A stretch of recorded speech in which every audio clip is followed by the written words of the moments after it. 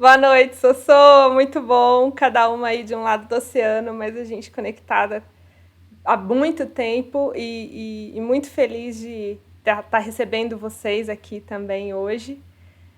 Sejam todos bem-vindos. Eu sou Mari Carvalho e a gente entende que o tempo é o bem mais precioso que a gente tem, né? Então, a partir do momento que vocês escolheram investir tempo e atenção escutando um pouquinho a gente aqui hoje, é motivo de muita alegria e de muita responsabilidade para a gente. Então, que esse espaço seja um espaço de acolhimento, de respeito, de troca, que a gente quer escutar vocês, embora seja gravado. A gente quer escutar depois a opinião de vocês, todos os comentários, e que essa conversa não acabe aqui, porque é um tema que a gente quer conversar e quer explorar, que é o ponto cego da liderança, e a gente entende que é super importante. Então, muito bem-vindos, obrigada pelo tempo, por estar aqui com a gente. Bom, eu sou Soraya Sacramento, abrindo as portas da Casa Novo Humano para vocês entrarem e compartilharem aqui com a gente depois os saberes de vocês também, porque é isso.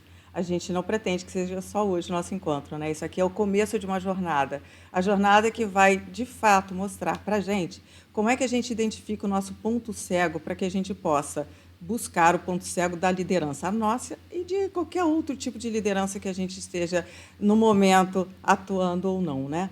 Mas, enfim, a gente espera que seja uma troca aí de 1 hora de conversa, uma conversa saudável, agradável, em que a gente possa colocar para vocês as questões que a gente entende como sendo muito importantes dentro desse processo da gente buscar o novo líder que eu acho que o século XXI requer, né? E esse é o primeiro ponto, descobrir qual é o ponto cego de uma liderança, né?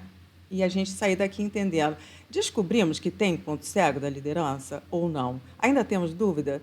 Eu acredito que a gente vai sair daqui sem essa dúvida. A gente vai sair daqui ciente de que, sim, existe um ponto cego da liderança. E o melhor, e aí vocês vão ter ferramentas para descobrir qual é o ponto cego da liderança da vida de vocês. E aí a gente descobre o ponto cego de tudo que é liderança. Fica mais fácil, né? E é isso. Vamos a isso. Vamos começar a nossa jornada. Bom, e quem somos nós, né? Por que a gente está falando do ponto cego da liderança e o que a gente quer agregar com a nossa perspectiva em relação a isso, né? Eu trabalhei por 15 anos em multinacionais de bens de consumo e farmacêutica, nas áreas de venda, trade e go-to-market. E quando a gente fala dessas áreas, especialmente, a gente está falando com público, né? Público interno, público externo, e sempre liderando grandes times e muita gente, envolvendo muita gente para que a coisa aconteça, o resultado aconteça. Então, desde pequena, desde adolescente, como presidente do Grêmio do colégio e outras atividades que eu sempre me engajei de forma muito apaixonada, eu sempre trabalhei com time e com gente, né? Com mobilização, de certa forma. E ao longo da minha trajetória, que eu não chamo de carreira, que eu acho que a gente tem uma vida, a gente não tem uma carreira, ao longo desses últimos anos, eu trabalhei também como empreendedora do mercado imobiliário e como fazendeira. Então, hoje eu sou guardiã de um sítio, e eu me ocupo de fazer uma transição agroecológica em uma produção agroindustrial tradicional, que eu entendo que isso faz parte também da minha atuação como construtora de mundos que eu quero ver e viver. Além disso, eu fundei um podcast que chama Construtora de Mundos, que quando eu estava na minha transição de vida, que também não é transição de carreira, é transição de vida, é um pressuposto a partir do qual a gente enxerga como a gente vai atuar no mundo, me faltaram referências. Eu senti muita falta de identificar pessoas que viviam de formas diferentes daquelas que eu conhecia como certas e como únicas possibilidades de vida. Então, eu abri esse espaço de conversa para que outras pessoas pudessem se inspirar em modelos e possibilidades de vidas diferentes daquelas que a gente foi ensinado, de que eram as únicas possibilidades. E, por fim, hoje eu estou me ocupando também da CoFutures, que é a minha consultoria, é a minha empresa de educação, é um ecossistema de educação, onde eu tenho parceiros como a Casa Novo Humano, e que a gente desenvolve lideranças para construir futuros que a gente quer ver e viver. Então, os formatos que a gente trabalha são de mentoria individual, esse workshop, como a gente está fazendo agora, aberto, workshops in company, palestras para universidades, alunos de faculdades de economia, administração, engenharia de produção, que vão tomar decisões depois importantes que mudam o ponteiro da nossa vida e da vida coletiva. Então, por isso que a gente está aqui e a gente sabe como a liderança influenciou na nossa vida, na nossa carreira, na nossa vida profissional e pessoal. E a gente quer compartilhar um pouquinho com vocês um modo diferente ou um caminho alternativo para a gente pensar a liderança daqui para frente. Bom, e eu, Soraya Sacramento, eu vou tentar resumir uma história, né? Porque é uma história grande. Mas, na verdade, tem uma característica que eu achei muito interessante, que foi meu sobrinho que me falou sobre isso, que é, assim, me colocando como uma pessoa muito inquieta, mas no ótimo sentido. Ele coloca assim, você é a pessoa mais inquieta que eu já conheci, mas que está sempre buscando viver da melhor forma possível. E que você vai viver 200 anos e vai ter uma vida ótima. Bom, enfim, 200 anos é brincadeira, tá, gente?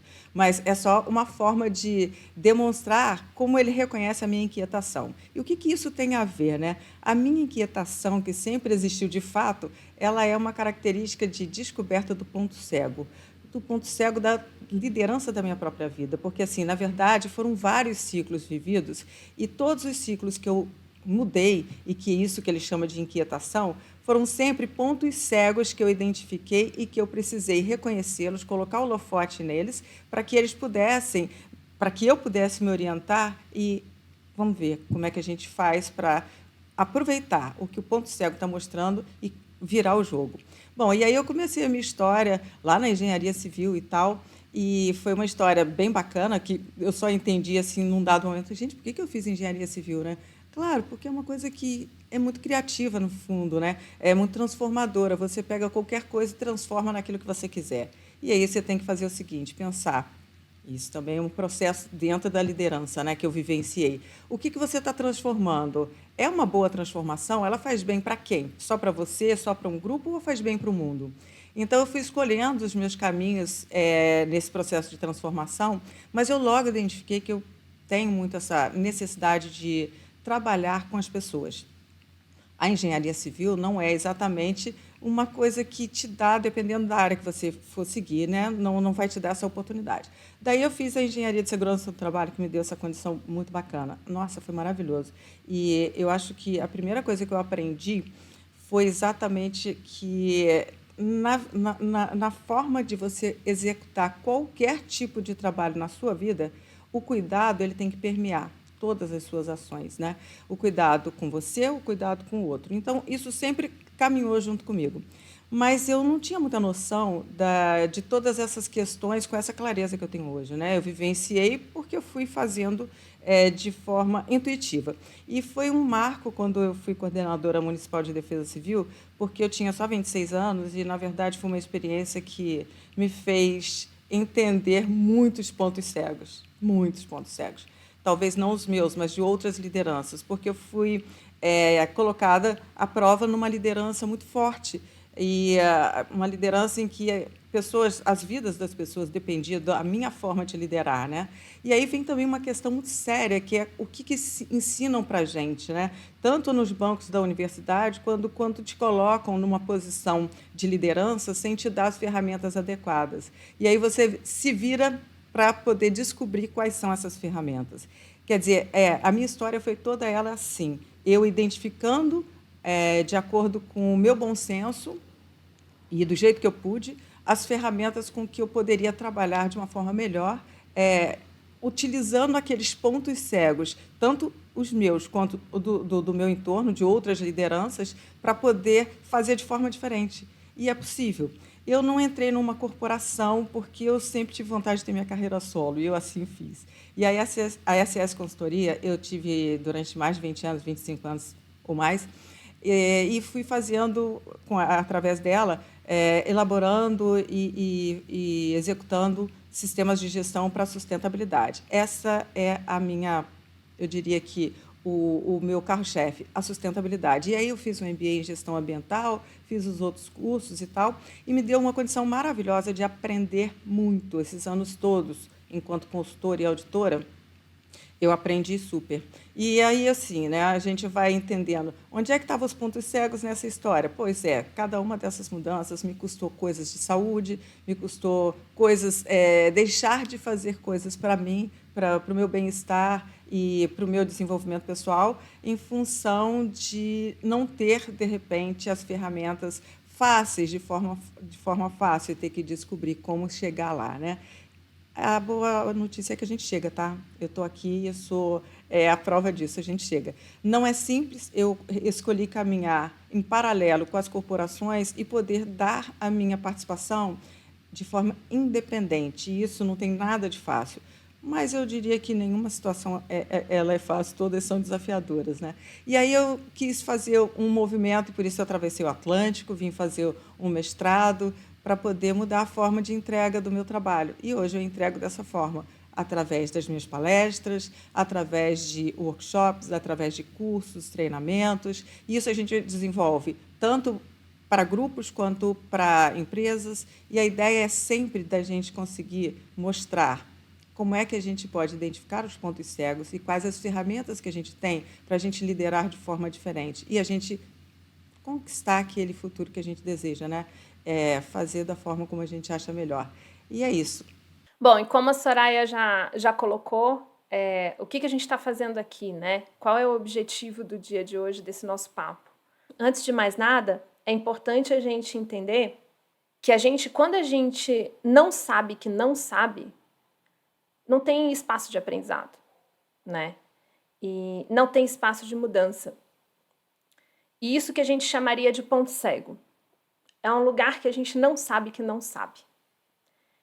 E eu acho que todo mundo que está aqui está curioso, de alguma forma, porque sabe que não sabe alguma coisa, ou que a gente tem algum conteúdo que pode trazer algum insight para abrir novas possibilidades de aprendizado. Então a gente já partiu de um pressuposto muito bom aqui hoje, que é saber que a gente não sabe. Agora, de onde a gente tirou essa ideia do ponto cego?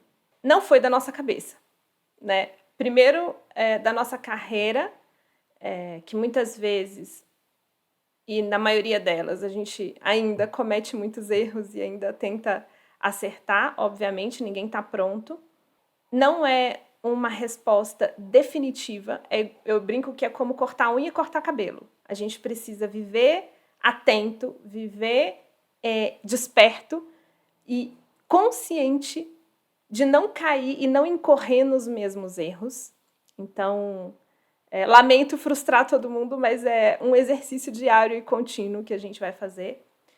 Mas que a gente conseguiu consolidar algumas informações e conectar alguns pontos de algumas pesquisas super relevantes em relação às lideranças executivas de todo o mundo, e que está muito claro e muito óbvio que existe um grande ponto cego na gestão e na liderança. Então a gente está aqui, primeiro, para identificar que existe esse ponto cego e mostrar para vocês como que ele acontece na vida real, como a gente consegue identificar essa existência desse ponto cego na vida real. Quais os impactos que ele promove, quais as consequências desse ponto cego na nossa vida, na organização e no mundo, e como que a gente pode dar luz para a gente minimizar isso e ficar atento para continuar cuidando dele e evitando que a gente incorra nos mesmos erros. Então, a primeira parte que eu acho que é importante a gente falar é que gestão não é liderança. A gente precisa alinhar o pressuposto de partida que a gente vai falar aqui. Quando a gente fala de gestão, a gente está falando de gestão de recursos, ou de times, ou de empresas, de operações, de projetos. Isso é uma capacidade técnica, é uma capacidade, muitas vezes, operacional, de entrega de resultado prático. Quando a gente fala de liderança, a gente pode estar ocupando as duas funções ao mesmo tempo, ou não necessariamente ser um excelente gestor e não ter liderança. A gente pode reproduzir uma orientação, uma visão de algum líder como gestor. Ou a gente pode também ser essa pessoa que imprime uma visão, que inspira a direção e que constrói futuros que a gente quer ver e viver. E por que é importante fazer essa distinção de gestão e de liderança nesse momento? Porque, como a gente colocou na abertura do do convite do nosso workshop, mesmo grandes líderes, CEOs, como excelentes gestores de negócios, têm dificuldade também de imprimir visão e direção. E prova disso é a última pesquisa da Price, que é a Global CEO Survey, que foi realizada com 4.000 executivos no final do ano passado, identificou que 45% dos respondentes acreditam que suas empresas não vão durar nos próximos 10 anos, não vão sobreviver além de 10 anos. Se eles sabem disso e estão à frente dos grandes negócios e com a caneta na mão podendo tomar decisão, por que não se pode imprimir uma visão diferente, construir um futuro diferente onde essas empresas vão sobreviver além de 10 anos? Essa é a grande distinção que a gente está fazendo entre gestão e liderança. Não é um cargo que te coloca na posição de inspirar a visão. E a gente precisa falar sobre isso. A partir do momento que a gente tem autonomia e autoridade para fazer a diferença na vida das pessoas, na nossa própria vida, na vida das organizações, a gente tem que ter consciência de como usar essa autoridade e esse poder, né? Olha, eu acho que essa pesquisa, 45%, é assim um termômetro fantástico para a gente ver que realmente ponto cego da liderança existe, né?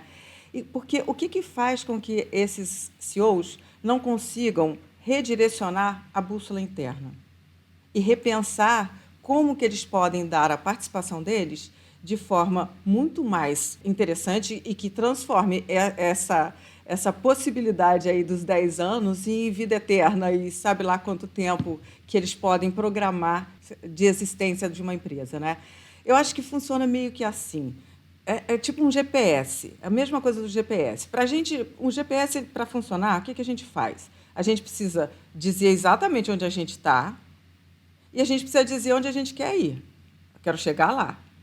E aí o que acontece? O GPS vai fazer lá, definir para você as coordenadas para você chegar até lá, certo? O que acontece é que é o seguinte, esses CEOs, da forma como a gente está interpretando e tal, eles não reconhecem onde eles estão e tampouco sabem onde eles querem chegar.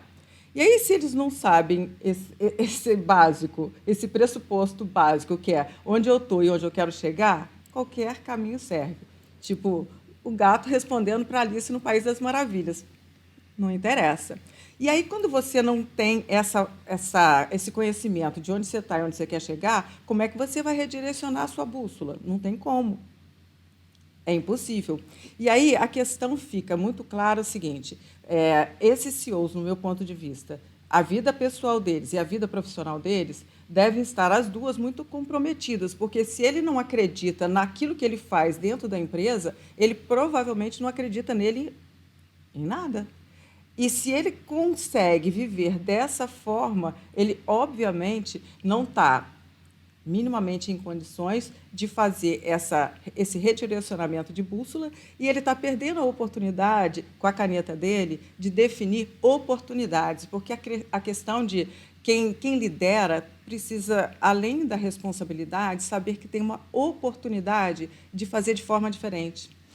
Existe, nesse contexto, as oportunidades, as possibilidades, mas todas elas dependem de você entender exatamente onde você está e onde você quer chegar.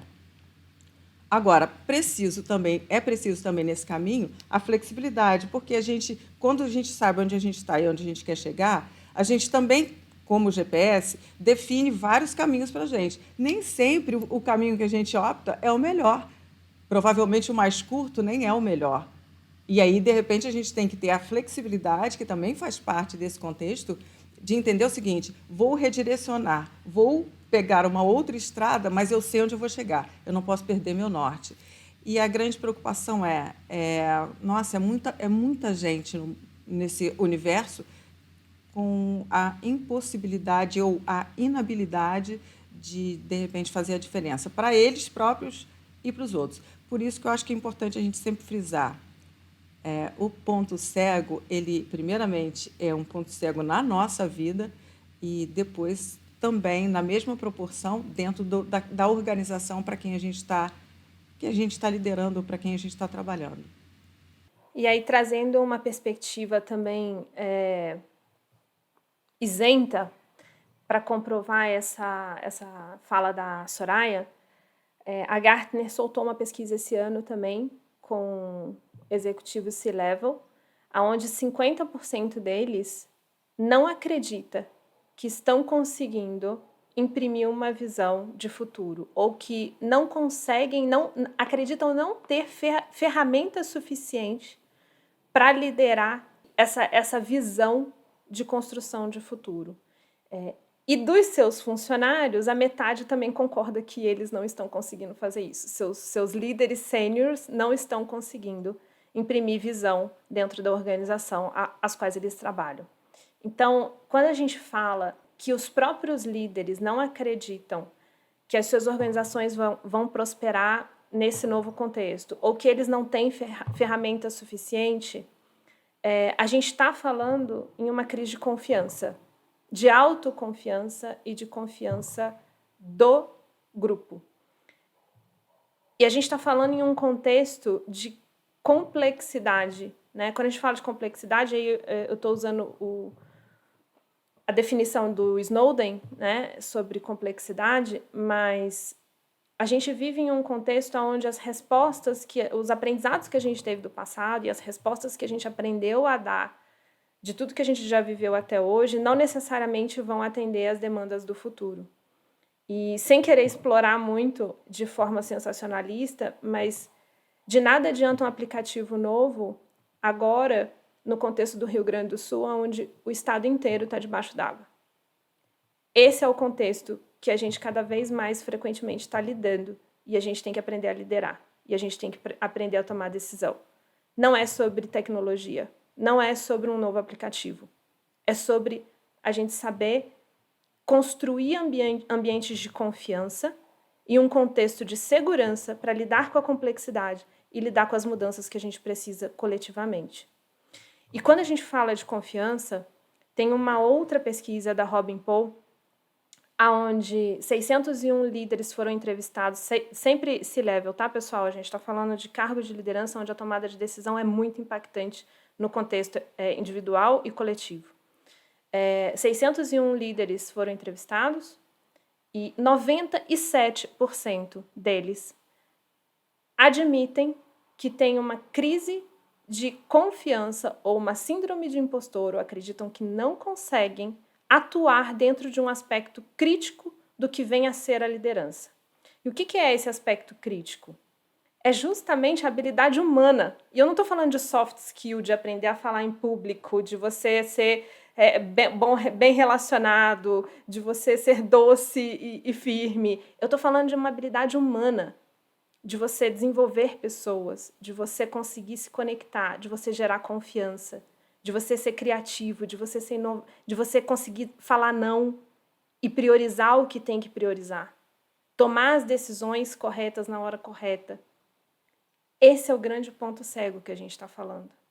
De a própria liderança está questionando se tem competência ou se está preparada para tomar essas decisões em um ambiente tão complexo. Sim, eu acho que esses aspectos humanos, como tipo gerir conflitos, gestão de mudanças, inovação, construção de relacionamentos, criação de estratégia, eles são básicos para que você possa minimamente gerar confiança, né? Mas quando a gente está falando desse ponto cego da liderança e a gente analisando o resultado dessas pesquisas, a gente também pode acrescentar aí o resultado da vida que a gente está vivendo hoje. E aí eu acho que assim, né, tudo na nossa vida a liderança permeia, porque assim todas as grandes decisões elas são tomadas por líderes, sejam eles de corporação, sejam eles de política ou religiosas, ou até dentro da nossa casa, né? Tem sempre alguém que lidera e que define a regra do jogo. E aí é o seguinte, né?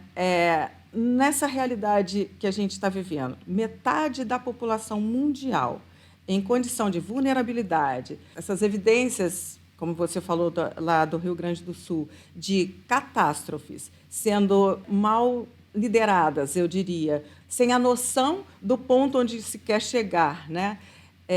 Minimamente a gente está falhando, minimamente a gente está falhando. E aí a gente tem, sim, um ponto cego de liderança mundial. E, bom, como é que a gente pode colocar isso hoje, né? Essas habilidades que a pesquisa define, eu acho que ela deixa para todo mundo um rastro devastador. Porque, assim, pensa em 97% de CEOs que não confiam nas próprias habilidades. Isso significa que eles devem ter frustrações enormes, porque não vão performar. Eles devem ter que trabalhar, sei lá, quantas vezes mais em carga horária e tudo mais, porque se eles não confiam é porque eles não têm mesmo essas habilidades. E se eles não têm mesmo essas habilidades, eles necessariamente vão ficar muito frustrados. Temperança, esquece.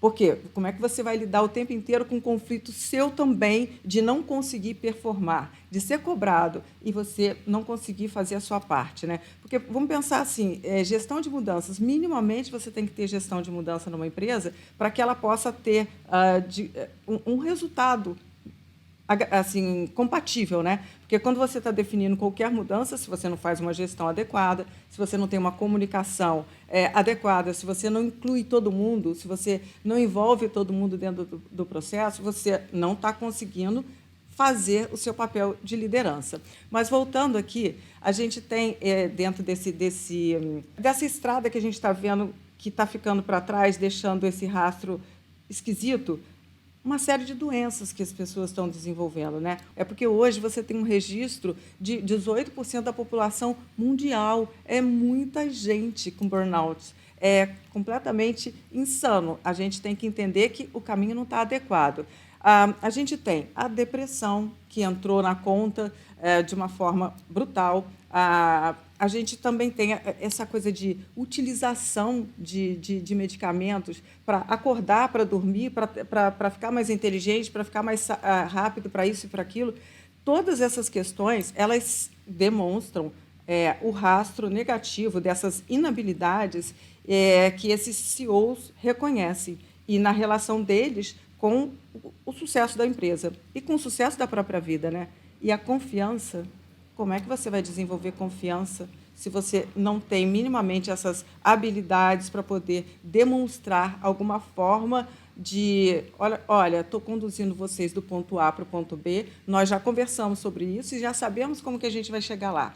Se a gente precisar, no meio do caminho, de mudar alguma coisa, ok, estou pleno, eu sei como fazer, como lidar com essas questões, tenho a flexibilidade e, enfim, eu consigo ter essas habilidades. Mas se eu não consigo ter essas habilidades, eu diria que a gente tem uma coisa muito séria a ser resolvida, que é o tal do ponto cego de toda a liderança mundial nesse sentido. Outros 2 dados super curiosos que eu acho que é muito relevante a gente apresentar é que 74%, na mesma pesquisa da Gartner, para a gente colocar referência, 74% dos líderes acreditam que estão envolvendo os seus subordinados na mudança e na tomada de decisão. Só que só 42% dos funcionários se sentem envolvidos. Então, olha o telefone sem fio. A gente acha que está fazendo a coisa certa, a gente se empenha, mas a pessoa não se sente incluída. Né? O seu coletivo ao qual você está acreditando que está trabalhando a favor dele ou junto dele não concorda com a sua perspectiva. E ainda dentro dessa pesquisa, o que é uma notícia boa, dentre as prioridades que os CEOs identificam como papel-chave no seu trabalho dentro da sua organização, é o desenvolvimento de sucessores e de novas lideranças. Então, nesse contexto, entende-se a prioridade de desenvolver novos líderes e preparar novas lideranças para enfrentar esse cenário desafiador que a gente está vivendo. Por outro lado, 63% dos millennials acreditam que estão sendo desenvolvidos. Então, pessoal, quando a gente apresenta esses dados, é muito mais para a gente se dar conta ou conseguir concretizar, tornar palpável o que a gente está falando sobre o ponto cego da liderança. O ponto cego da liderança é a gente não saber que a gente não sabe. Ou a gente sabe que não sabe e não sabe como fazer. Então, a gente está aqui hoje, mapeamos, identificamos que existe um ponto cego e a gente tem a intenção de, nesse momento, trazer uma possibilidade de lidar com ele. De novo, em um ambiente complexo, com as situações cada vez mais caóticas, onde a gente não tem gabarito, não tem resposta pronta, mais do que uma nova tecnologia e de uma caixa de ferramenta técnica para a gente lidar com isso, é mais urgente do que nunca que a gente volte a ser humano. E como que a gente constrói esse ambiente de confiança a partir da nossa humanidade mais básica e mais simples que a gente consegue resgatar da gente? Não à toa, os sintomas que a gente identifica dessa liderança ou da nossa própria liderança, e muitas vezes a gente se pega nesse lugar de novo, é uma baita exaustão, é achar que a gente tem que fazer mais do mesmo para conseguir melhores resultados. Então eu tenho que fazer mais, eu tenho que trabalhar mais, eu tenho que entregar mais projetos, eu não posso parar, eu não posso desistir, porque senão eu sou um fracassado.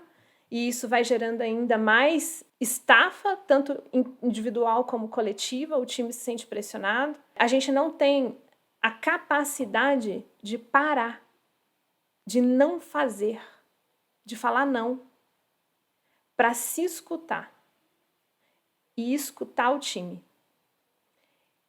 E para a gente poder gerar um ambiente de confiança, não basta a gente falar o que tem que ser feito. Né? A gente aprende que um bom líder é aquele que consegue se comunicar bem, que consegue engajar, motivar, que ele precisa ser um excelente comunicador, que ele precisa saber falar de forma persuasiva, que tem que ser um bom storyteller, né? Em que momento a gente está escutando? Em que momento a gente está escutando o que a gente precisa, o que o outro precisa, o que o mundo precisa? E aí a gente não acredita que as organizações vão durar mais de 10 anos, porque a gente não está atendendo, a gente não está escutando o que a gente realmente precisa. A gente está num ciclo de tarefas, de fazeres, sem parar para pensar. E se a gente não tem um ambiente de confiança, as pessoas não têm segurança para falar o que elas precisam, para a gente ouvir o que realmente o mundo precisa. Então, a gente vai começar a estruturar uma ideia pautada na teoria U, desenvolvida pelo Otto Scharmer. O Otto, ele é um alemão, economista, radicado nos Estados Unidos, onde ele está há mais de 25 anos no MIT desenvolvendo a teoria U. E a teoria U é muito bacana nesse lugar que fala de realmente exercer uma liderança a partir da escuta. E o que a gente precisa escutar? Qual é o contexto que a gente não está escutando? Que quando a gente está dentro do nosso escritório, envidraçado, maravilhoso, com ar-condicionado no 14º andar da Faria Lima, a gente não consegue perceber o que está rolando por fora do mundo, né? A gente entende que as nossas decisões ficam ali fechadas naquele escritório e sem impacto externo, sem impacto para além da Faria Lima, do que está acontecendo no mundo. Então, quando a gente escuta dentro da gente, e aí ele fala das 3 grandes desconexões que a gente está vivendo, a gente começa a perceber alguns fatos que podem transformar a nossa tomada de decisão, né? O primeiro fato, a primeira grande desconexão que ele aborda é a desconexão da gente com a gente mesmo, que é a gente não escutar o nosso próprio corpo, a nossa própria emoção, a nossa própria vontade. E aí, a partir daí, a gente não consegue tomar decisões sustentáveis, longevas. Prova disso é, como a Soraya colocou, que mais de 10% da população mundial sofre com algum distúrbio mental. Né? É um sintoma grave da nossa desconexão com a gente mesmo. A desconexão da gente com o outro. Né? 8 pessoas, 8 indivíduos no mundo possuem a mesma riqueza que a metade da população mundial.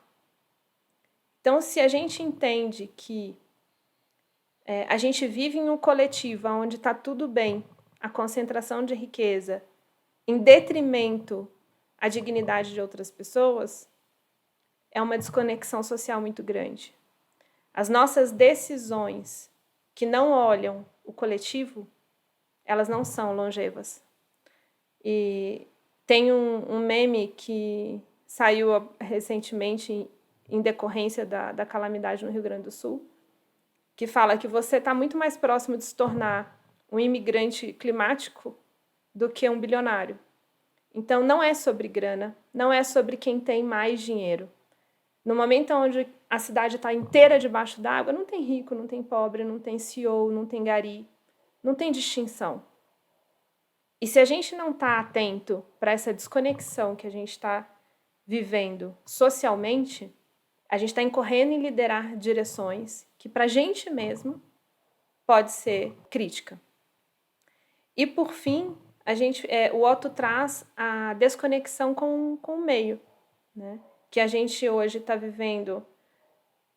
O nosso padrão de consumo, ele demanda 1,7 planetas por ano, né? E ainda que metade da população mundial não tem capacidade de consumo que a maior parte tem, né? Que a menor parte tem, na verdade. Então, a gente tem essas 3 grandes desconexões.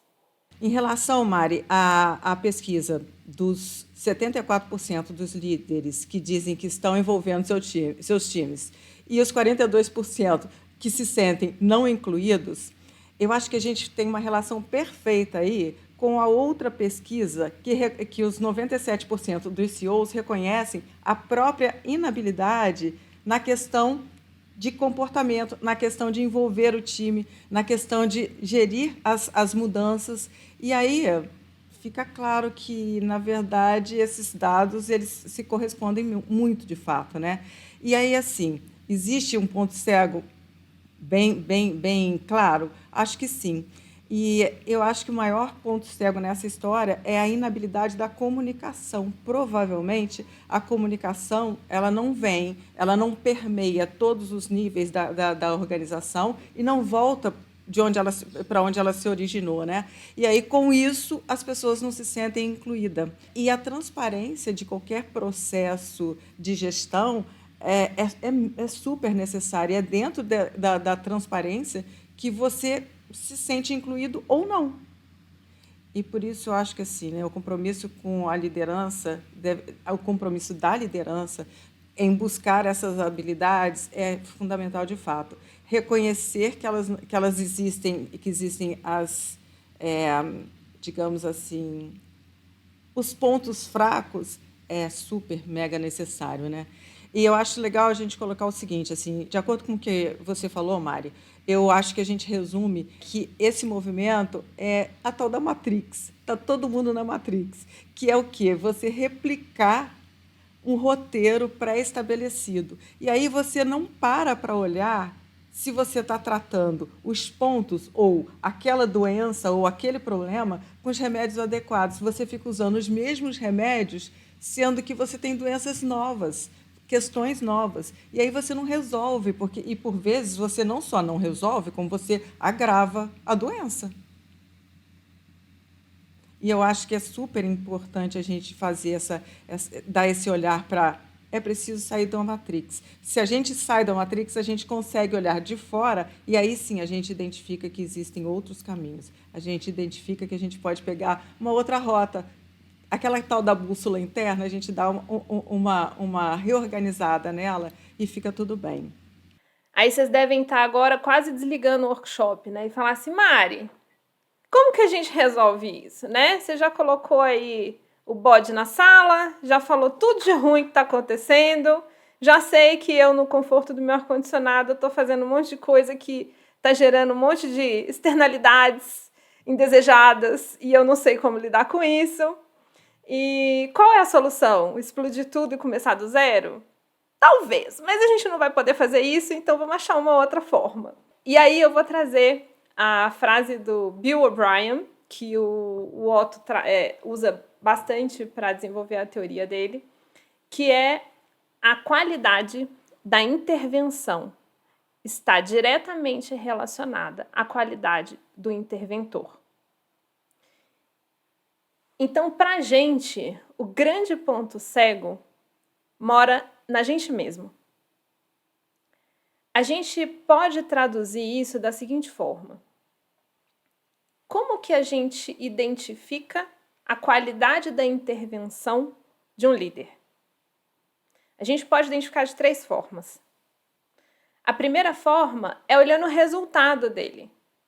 A gente pode olhar para o Bill Gates, Steve Jobs e qualquer outro grande líder, Elon Musk, que tem vários feitos mirabolantes e resultados incríveis, visíveis, palpáveis, né, no mundo, e falar, olha, ele é um excelente líder.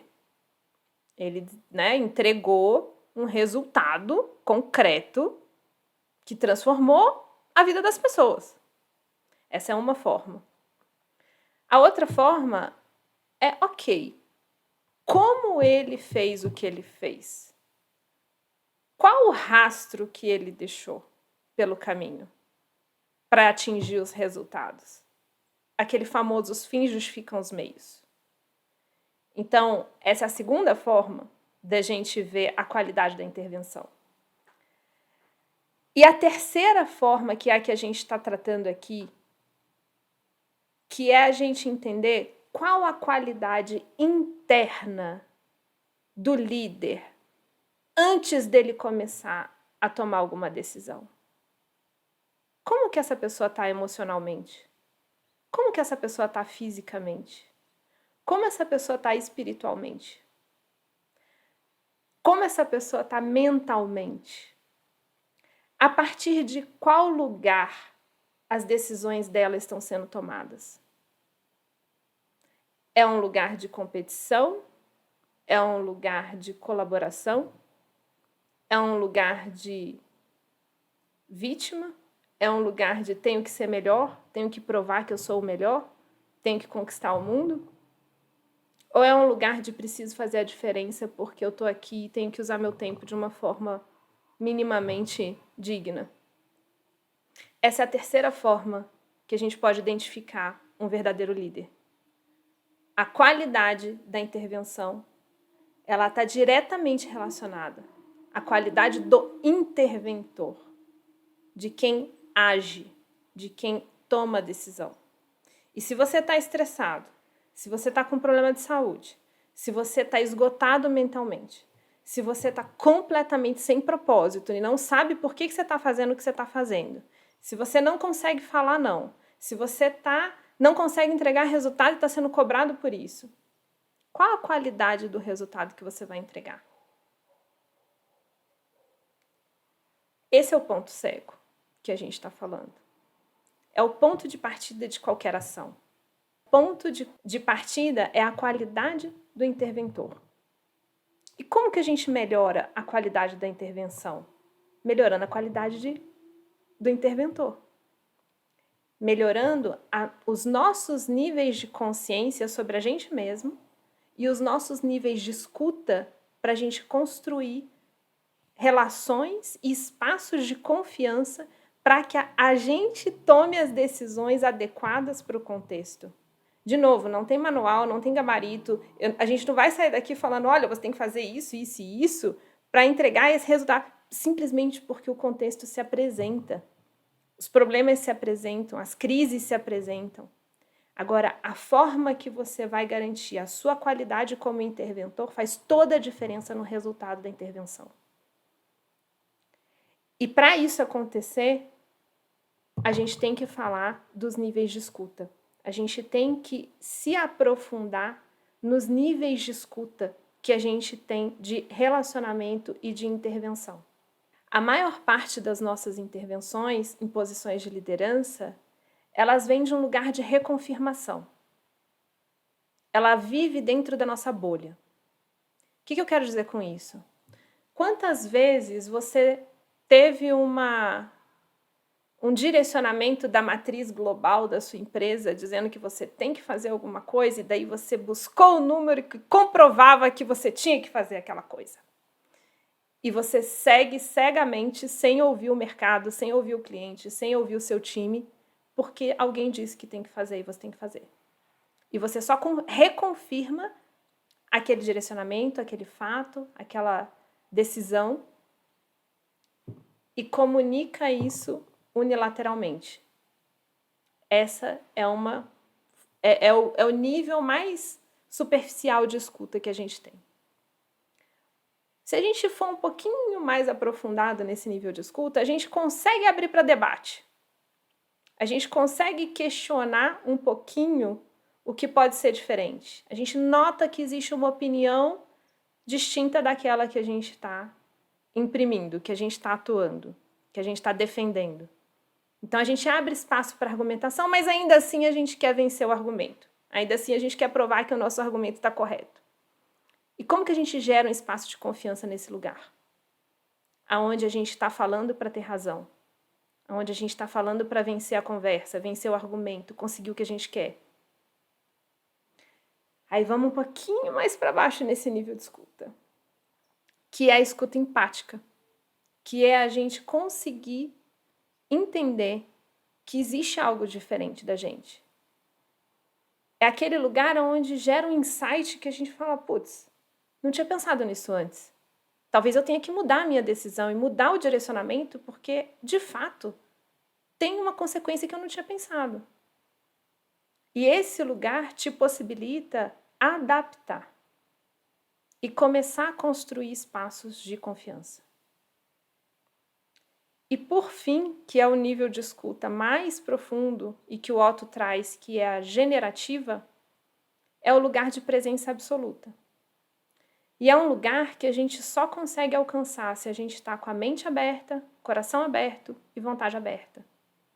Aonde o julgamento do que o outro está trazendo, ele é suspendido temporariamente e a gente pode lidar com a emoção que vier, com a ideia que vier, de uma forma respeitosa e com vontade de construir uma terceira via, uma terceira decisão, um terceiro caminho que atenda não só aos seus interesses, mas o interesse do grupo e as consequências que a gente leva para o mundo daquilo que a gente está fazendo.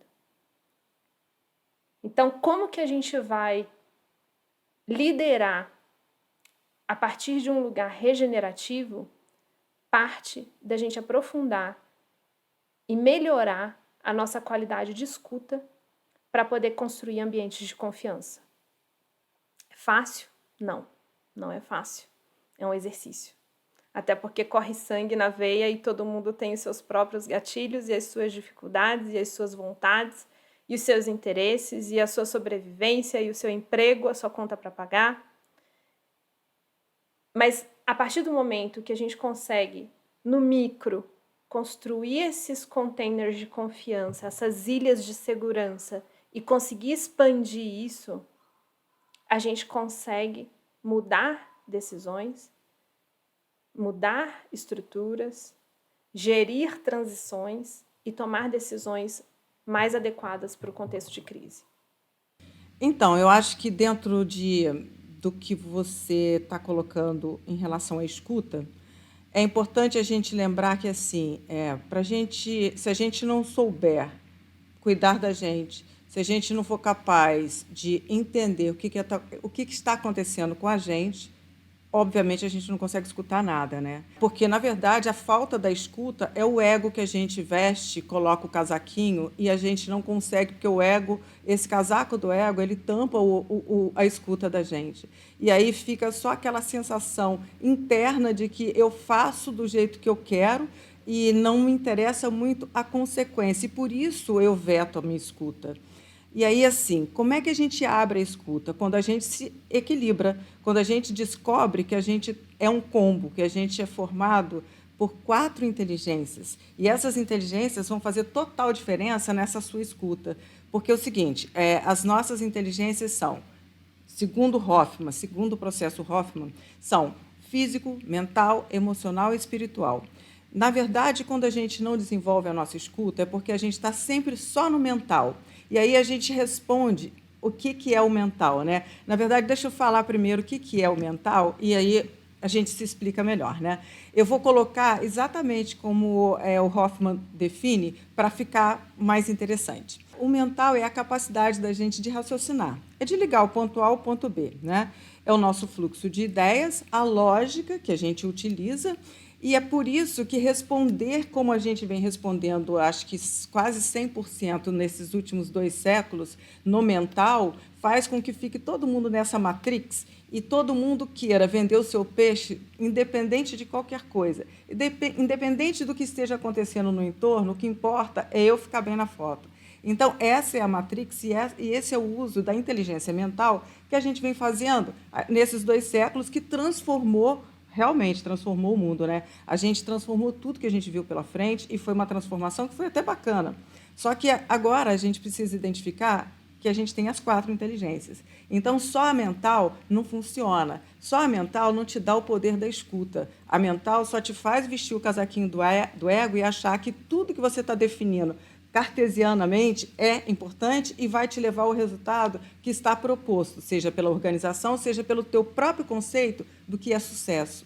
Então, quando você coloca para você que sucesso é você estar acima de qualquer suspeita e ganhar aquilo financeiramente que você definiu, obviamente você não vai escutar nada. E aí, como que a gente faz, né? Vamos pensar como é que são as outras inteligências. Essa é a inteligência mental. Todo mundo conhece, né? O tal do QI, quociente de inteligência. Ele sempre foi medido. E, na verdade, nos últimos 2 séculos, foi isso que fez a diferença, né? Tanto para você conseguir uma liderança ou um cargo qualquer, sempre o QI teve presente. Bom, mas existe os outros 3, que são o emocional, o espiritual e o físico. Aí vamos a isso, né? O que vem a ser a inteligência emocional? É aquela que nasce com a gente, sabe? A gente, quando sai do útero da mãe, a gente já está vivenciando essa inteligência emocional. E ela também, hoje em dia, dos anos 90 para cá, ela vem sendo medida e chama quociente emocional. Bom, segundo Heloísa Capelas, o que significa inteligência emocional? Inteligência emocional é também a capacidade de decidir considerando as próprias emoções e não descartando aquilo que se sente a respeito de uma determinada situação, que é o que pouco acontece no mundo corporativo e até na sociedade de uma forma geral, nas relações de amizade, nas relações interpessoais, nas relações familiares. Você ignora o seu emocional para que o teu mental fale mais alto e imponha a sua posição. E aí o teu emocional se recolhe. Por quê? Porque sempre foi dito para a gente que o emocional é aquele bobinho, né? Aquele que esmorece por pouco. Não, ele simplesmente é fundamental para que você desenvolva a sua escuta. Se você não tem o seu emocional desenvolvido, se você não considera o seu emocional, provavelmente você é daquele que vai falar tudo que você quiser, independente de qualquer coisa, e no final você vai até pagar o preço do que você fez, mas não vai ter o discernimento e a escuta de entender assim, não, eu acho que não é por aí, vamos repensar, vamos discutir esse assunto de outra forma, enfim. E a inteligência espiritual, gente, essa nem era nominada, né? Essa estava fora do circuito, eu diria. E o que vem a ser, né? Ela acompanha a gente desde sempre. É a nossa intuição, aquela sabedoria interior que fala para você assim, lá dentro, e você fala assim, o que é isso que está falando comigo? Gente, por que eu li essa frase agora, hein? De onde saiu isso? E a gente ignora isso. A gente está ouvindo uma música falando, nossa, essa música falou um negócio tão importante, tão interessante, mas besteira, não vou considerar. Bom, isso faz parte da inteligência espiritual, porque é a nossa conexão com algo que fica acima da gente, né? E a gente ainda nem reconhece isso e não se apropria dessa possibilidade. Bom, a Heloísa Capelas também diz o seguinte, que a inteligência espiritual é a capacidade de todo ser humano de questionar o sentido da vida. Olha só que importante, né?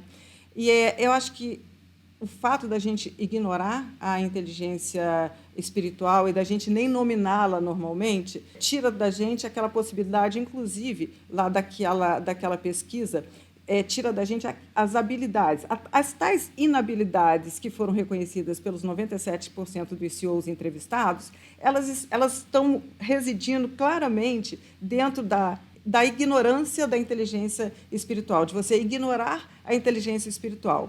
Porque ela te prepara para você, te adapta para você lidar com aspectos imateriais, entendeu?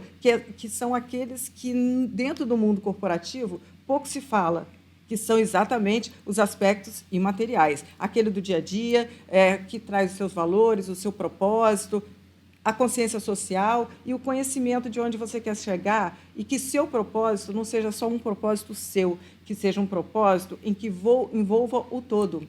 E que todo é esse? Pode ser meia dúzia, mas é um todo, que não envolva só você. Que o resultado não seja bom só para você, que o resultado seja bom para todo mundo. Esse, sim, é um propósito que envolve o todo. Bom, e aonde que fica guardada essas três inteligências? Dentro da inteligência física, que é o nosso corpo, que foi dado para a gente de presente, para a gente poder fazer o quê? Para a gente poder se expressar, a demonstrar aquilo que a gente está sentindo. Se a gente está feliz, se a gente está com raiva, se a gente está irritado, se a gente está assim, se a gente está assado, né? Enfim, a inteligência física ela é uma inteligência espontânea, é o corpo que vai reagir, ele reage aos impulsos. E essa inteligência física ela é fundamental porque ela guarda as outras três, porque ela, assim, é ela que materializa as outras três, né? Então, eu diria que materializa ou abarca essas inteligências todas. E o seguinte, a forma como a gente se expressa diz muito se a gente tem ou não a inteligência mental, emocional e espiritual minimamente equilibrada. Então, eu diria, de uma forma muito simples, que não tem nada de simples, a forma de falar pode ser simples, mas você integralizar as quatro inteligências, eu diria que é o desafio do século. E o primeiro desafio para você conseguir integralizar essas quatro inteligências está no seu silêncio. Silencia, sai da matrix, sai do roteiro definido para você e silencia. Se você for capaz de silenciar, você é capaz de escutar. Porque é no silêncio que você vai escutar o que está escrito, o que está falando lá dentro de você. É no silêncio externo que você descobre lá dentro de você qual é a sua essência. E é através da sua essência que você chega no seu propósito. É através do conhecimento da sua essência que você se torna, de fato, um ser humano. É através da sua essência que você vai conseguir definir onde você está e onde você quer chegar. E você vai conseguir, sim, ter discernimento. Não vai ser fácil? Não quer dizer que os problemas acabem, mas quer dizer que você vai conseguir caminhar em todas as situações em que você tiver empecilhos, você vai saber contorná-los, vai saber pegar outros caminhos e chegar no mesmo lugar, porque você não vai perder seu norte. Então, integralizar as quatro inteligências significa exatamente esse desafio de silenciar e conseguir ouvir todas as suas partes e eu diria que dá importância igual para cada uma delas. E aí sim, você vai estar muito melhor para responder a todas as questões externas, porque as externas existem. Mas o que você não pode é achar que a sua solução de escuta está no externo. Ela está dentro de você, está no seu próprio silêncio. Então, eu diria que, embora não seja simples, ao mesmo tempo, é fácil de você identificar cada uma delas. O difícil é a gente integralizar, mas não é impossível. Não vamos ficar todos em pânico, porque é possível. Eu diria que é possível, eu tive o meu percurso. Em todas as vezes que eu identifiquei na minha vida os pontos cegos, e não foram poucos, e com todas as eventualidades e dificuldades que eu lidei, eu fui aprendendo a internalizar cada uma delas. Foi fácil ou rápido? Não, estou levando uma vida. E sabe quando que vai terminar isso? O dia que eu passar dessa para outro canto, que eu não sei qual é o canto. Porque, na verdade, isso é diário. Não existe nenhuma mágica que você possa fazer que esteja fora de você e que tenha receita de bolo e que vá fazer você ficar integralizado 100% hoje e para sempre. Não. Sabe por quê? Porque tudo muda no seu entorno. Existe uma energia que move o mundo, move as pessoas, move tudo. Mas quando a gente está integralizado, a gente consegue olhar para essa energia, se encaixar nela, sem ter que mudar o nosso propósito, sem ter que mudar a nossa essência. Que a grande questão é essa, não se render a mudar a sua essência, porque é dentro da sua essência que está a sua felicidade. E que é que essa tal dessa felicidade? É assim, não é você viver sem problemas, é você saber lidar com eles da forma que é possível. É saber o seguinte, com a escuta eu consigo identificar aquilo que é um problema meu, aquilo que não é, aquilo que eu posso resolver, aquilo que eu não tenho gestão sobre. E aí eu tenho que ter discernimento para sim e não, eu tenho que ter discernimento para basta, eu tenho que ter discernimento para vou disruptar, eu tenho que ter discernimento para tudo. E eu acho que todas essas questões e essas 4 inteligências ficam fáceis da gente, hoje, enquanto exemplo, olhar para tudo que está acontecendo no Rio Grande do Sul. A gente tinha até outras coisas para falar, mas eu acho que isso é importante de falar. Assim, e eu faço uma ponte. O que está acontecendo no Rio Grande do Sul hoje, e aquela situação que aconteceu, acho que há um mês atrás, aquela notícia, eu acho que ele é agronegócio, ele é agropecuarista. Ele queimou 80 hectares de terra para poder fazer o que ele queria. Né? Ele quis. E óbvio que ele não fez aquilo sozinho. Ele com certeza tem outros líderes que compactuaram com ele a venda daquele produto, aquela quantidade, 25 milhões para comprar o produto, para fazer o que ele fez. O que isso tem a ver com o Rio Grande do Sul? Tudo. Tudo está conectado. Tudo que você faz aqui, toda a sua decisão que você toma lá no seu escritório, no ar-condicionado, vai impactar o mundo inteiro. Aí você fala assim, nossa, mas eu só decidi fazer, por exemplo, comprar para a minha empresa uns equipamentos que eu só não sei a procedência dele, mas eu resolvi comprar. Bom, aí se você for desenrolar isso, você vai identificar todos os lugares onde você impactou com aquela sua atitude, com aquela sua ação, sem que você tivesse se dado conta do que tudo que você faz tem um impacto.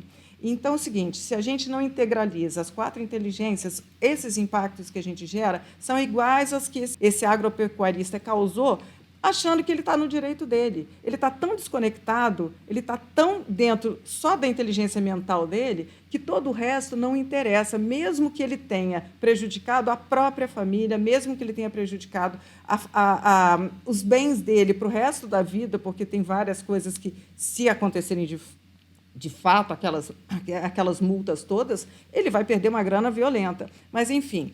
E o que isso tem a ver com o Rio Grande do Sul? O que está acontecendo lá é uma falta de olhar, eu diria, integralizado, total, porque há anos que vem se dizendo que as coisas estão mudando. Há anos que a ciência mostra, com dados, com todos os exemplos, com todas as informações possíveis, o que está acontecendo. E você vai e não ouve. Você não escuta a ciência, você só quer o quê? Ouvir aquilo que é o seu interesse. O meu interesse é de fazer isso dessa forma. Não interessa o que vai acontecer. Só que as pessoas contam com os milagres, né? E contam que isso é besteira, balela. E aí, quando acontece uma tragédia dessa, porque é uma tragédia, a gente fala assim, gente, mas como assim as pessoas ainda não mantém essa escuta limitada para aquilo que interessa a ela? Como? Como assim? Quantas tragédias vão ser necessárias para que a gente acorde e entenda que, sim, a escuta está no seu silêncio, a escuta está em você integralizar as 4 inteligências, e aí, sim, você pode mudar a sua forma de responder, eu diria, e de entender todas as suas responsabilidades e as suas oportunidades, em todos os cargos que você exercer na sua vida, inclusive nas suas relações interpessoais. Eu acho que fica aí esse caminho. Não é simples, né, gente? Mas é possível. E aí, pessoal, recapitulando, né? O ponto cego mora no lugar que a gente superestima aquilo que é conhecimento técnico, aquilo que é inovação, aquilo que é fazer, aquilo que é ação, e a gente ignora o que é escuta, o que é gerir a partir do nosso melhor espaço, a partir da nossa essência, que é construir espaços de confiança pelo fato da gente silenciar e conseguir se escutar e escutar os outros, escutar o que o mundo precisa. Então, qual é o benefício disso, né? O que a gente pode trazer de concreto se a gente consegue exercitar um pouquinho mais cada dia desse nosso silêncio, dessa nossa inação, para parar de reagir e começar a agir conscientemente na direção do mundo que a gente quer construir. E como que a gente pode ter algum benefício, dado que hoje as coisas são como são, né? Você, dentro de um sistema e de um contexto onde o resultado ele é sinônimo de crescimento e de lucro, qual o benefício que a gente tem de escutar e de silenciar? Primeiro que a gente vai descobrir outros tipos de resultados, né, que a gente está ignorando como resultado. A gente está trazendo como consequência indesejada. Né? Então, individualmente, é voltar a ter saúde, é voltar a ter tempo de qualidade, é voltar a ter relações de qualidade e não utilitaristas, é voltar a ter propósito e a ter sentido em fazer o que a gente faz. Né? Porque a partir do momento que a gente pausa e repensa, escuta, refaz uma relação de confiança com a gente mesmo e com os outros, a gente consegue ver sentido no que a gente está fazendo. Ah, Mari, mas como que eu vou sobreviver na minha empresa? Eu vou ser demitido ou eu vou ser rechaçado? E como que eu vou fazer isso na minha empresa que está todo dia me cobrando resultado, que eu tenho que entregar a meta, etc, etc. Lembra que a maior parte dessas empresas não acredita que vão sobreviver nos próximos 10 anos. Então, talvez seja uma consequência indesejada, mas o silêncio vai ser importante para a gente repensar que tipo de empresa e de negócio o mundo precisa. Que tipo de resultado a gente tem que entregar a partir de agora para a gente sobreviver mais de 10 anos.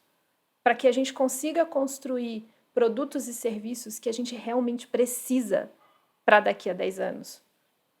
Então, entender e escutar a gente mesmo, o mercado, os clientes e as pessoas, acima de tudo, é entender o que a gente realmente precisa. E, consequentemente, é trazer um contexto de regeneração não só no espaço que você está, mas num ambiente maior. Né? É como o guardião do sítio olhar aquele pomar de manga e ver que ele não precisa de mais agrotóxico para matar praga. Ele precisa de biodiversidade. Que aquele chão está virando um telhado e virando uma cachoeira cada vez que chove, porque não tem vida. Porque as decisões que a gente tomou foi, até então, como coletivo, né, e empresário humano, foi para vender mais manga. E a partir do momento que a gente pensa em vender mais manga, a gente não vai ter mais nenhuma manga, porque a gente está matando o pomar com as decisões que a gente está tomando. Então, eu acho que esse é o ponto. A gente olhar para o médio prazo, longo prazo, é uma forma de escutar o que a gente realmente precisa escutar, e não só no curto prazo. Esse resultado imediato, ele está depondo contra a gente. E eu acho que a gente precisa repensar as formas que a gente está tomando decisão.